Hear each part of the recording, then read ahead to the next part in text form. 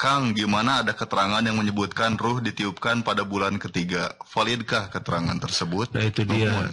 Nah itu dia, makanya kita butuh penelitian, butuh penelusuran. Kalau kita bersaksi, kita harus menelusuri. Dan bisa bulan ketiga dan sebagainya. Apakah nunggu dulu? Apakah Sang Maha Pencipta itu mesti nunggu dulu? Oke. Nah itu kan kita kan bulan ketiga. Bagaimana kalau misalnya manusia-manusia yang lain yang akselerasinya beda dengan kita? Dimana misalnya mereka hamilnya cuma 1 bulan, bisa begitu kan? Mungkin itu kan? Sangat mungkin, sangat mungkin. Hamil 1 bulan itu tapi enggak sudah matang, sudah matang bisa. Tidak matang. Dan itu sangat matang dan sudah matang, bukan tidak matang, sudah matang. Sudah matang itu bisa. Enggak setengah matang gitu, tapi betul-betul full gitu. Ya, akselerator kehamilan itu kan. Dan itu teknologinya sudah ada zaman dulu mah. Wah, nanti beranak pinak makin cepat atau Kang? Dulu kan memang butuhnya itu. Oh. Sekarang justru harusnya lambat. Harusnya lambat. Iya, jadi karena sekarang kan penduduk planet bumi ini sudah terjadi ledakan kan. Populasi, ya populasi betul. Penduduk itu. Ya memang tertolong oleh banyaknya perang sih. Menyerap itu ya, lapangan pekerjaan. Menyerap kematian. Nah, tapi itu karena kita tidak menggunakan akal kita untuk bisa berhijrah ke planet lain begitu kan ya. Padahal kita sudah dilengkapi akal dan kita mampu membuat pesawat agar kita bisa berhijrah ke planet lain, itu bisa dan itu memungkinkan. Karena dulu sudah ada, bahkan di bulan sendiri ada jejak-jejak manusia gitu kan. Nah, sekarang begini. Kalau misalnya ada yang mengatakan di sana manusia tidak bisa hidup, itu bikin saja life supportnya gitu kan, itu bisa tinggal dipikirkan. Nah sekarang begini, bisa diakselerasi loh. Nah kalau misalnya ruh itu ditiupkan dalam waktu 3 bulan, itu mah kita yang bayi yang 9 bulan. Tapi kalau misalnya kita mengklon, seperti Siti Hawa kan, itu dari rusuk di klon. Nah itu berapa lama gitu kan. Nah coba, kalau misalnya kita berpikir, kita akan tahu bahwa manusia ini bukan penduduk asli planet bumi kan, kita ini. Adam itu diturunkan dari surga, berarti bukan penduduk asli planet bumi. Nah, bagaimana prosesnya dulu ketika manusia itu diproses? Bagaimana prosesnya Siti Maria atau Maryam gitu kan?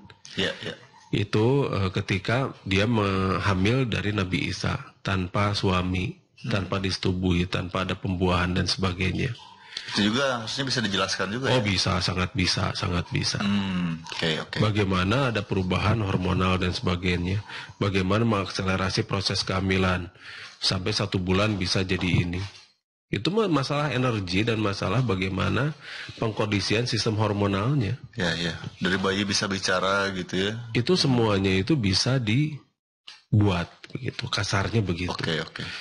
Cuma, sebetulnya saya punya teknologinya, cuma biaya untuk buatnya itu luar biasa juga gitu kan. Jadi pengembangan teknologi itu memang ya perlu luar biasa, perlu itu. Penelitian. Sebetulnya ada trial and errornya juga gitu. Seperti ginilah, kita bisa memutasikan sebuah bakteri ke bentuk makhluk yang lain gitu. Misalnya dari satu bakteri kita rubah, kita mutasikan jadi suatu hewan yang berpunggung keras dan besar gitu. Ada proses-proses permutasian dan itu bisa dibuat. Mungkin ada yang mengatakan, oh tidak boleh, itu haram, itu menyaingi Allah dan sebagainya. Emang Allah bisa disaingi? Iya juga ya. Kalau ada yang berkata begitu. Wanian, jangan mendahului keputusan. Tahu nggak keputusan? Emang dia tahu keputusan Allah itu yang mana? Iya, memang bisa didahului.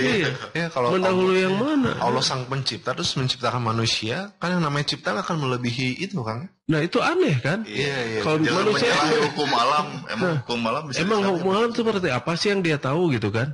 Iya.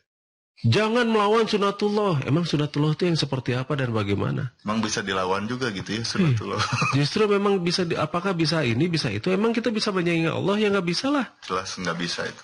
Itu pasti nggak bisa. Kalau bisa masih kita bisa saingi, bisa lawan dan sebagainya. Enggak lah. Kita ini khalifah fil ard kok. Dan kita punya dilengkapi kemampuan dan kemauan untuk bisa merubah nasibnya sendiri. Berarti kita akan selalu berpikir dan selalu membuat sesuatu dan berbuat sesuatu. Nah, itu mah orang-orang yang tidak mau berpikir aja yang begitu dan tidak suka melihat kita maju gitu. Jadi harus semundur mereka gitu kan. Harus semundur mereka ya. Harus semundur mereka. Makanya kenapa ada doktrin-doktrin yang tidak boleh mempergunakan akal ketika mengkaji ayat-ayat Allah. Kalau begitu akal buat apa diberikan Allah pada kita? Satu. Terus kenapa kita tidak nurut perintah Allah ketika Allah menyuruh kita menggunakan akal begitu kan? Sorry, saya mah lebih nurut pada Allah daripada pada Anda gitu. Jadi penggunaan akal pun justru karena mengikuti perintah Allah gitu ya. Iyalah, berpikir itu kan perintah Allah. Tafakur, tatafakarun, berpikir, memikirkan dan sebagainya. Itu adalah perintah dari Sang Maha Pencipta. Kalau misalnya kita tidak berpikir seperti mereka, ya punten-punten aja. Itu hakikatnya sebagai manusia tidak ada dan dia melanggar perintah dari Allah. Maaf, saya akan lebih menuruti perintah Allah daripada kalian-kalian ini gitu. Dan jangan paksa orang. Jangan paksa-paksa gitu karena yang dia tidak bertanggung jawab soal saya nanti di akhirat gitu kan. Makanya yang ditanya juga tiap subjek nanti di akhirat ya. Nggak ada pertanyaan kolektif, nggak ada. Nggak ada pertanyaan kolektif. Satu golongan gitu, satu kaum ditanya siapa Tuhanmu bareng gitu, enggak satu-satu. Jadi individual gitu ya. Individual. Betul. Satu-satu. Diminta pertanggungjawaban. Individual. Seseorang itu tidak menanggung dosa orang lain kok. Tidak. Jadi nggak bisa ya. Oh karena saya mah udah mengikuti tokoh anu gitu. Jadi ya bukan salah saya dong. Nah, nggak bisa gitu juga berarti ya. Tiap orang. Iya, kenapa kamu nggak mikir? Kenapa you tidak mikir? Gitu. Kenapa you tidak mikir gitu kan? Kenapa you tidak melaksanakan perintahku untuk berpikir dan menelusuri? Karena yang tahu siapa yang sesat dan tidak sekali lagi hanya Rob. Hanya Rob. Jadi bukan kalian-kalian itu gitu kan. Jadi jangan karena pendapat kita berbeda dengan dia gitu kan, langsung dianggap sesat. Oh itu mah kurang ajar banget itu. Itu orang yang paling kurang ajar ya. Orang yang menganggap orang lain sesat karena dia sudah merasa dirinya sebagai Rob.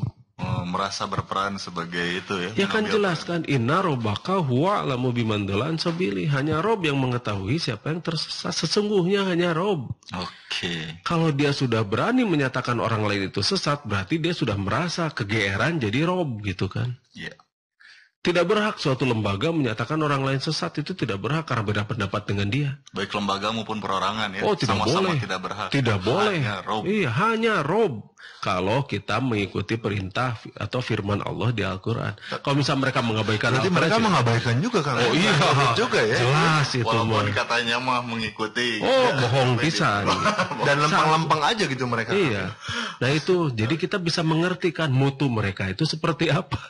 Antara perilaku dengan yang diucapkan. Iya.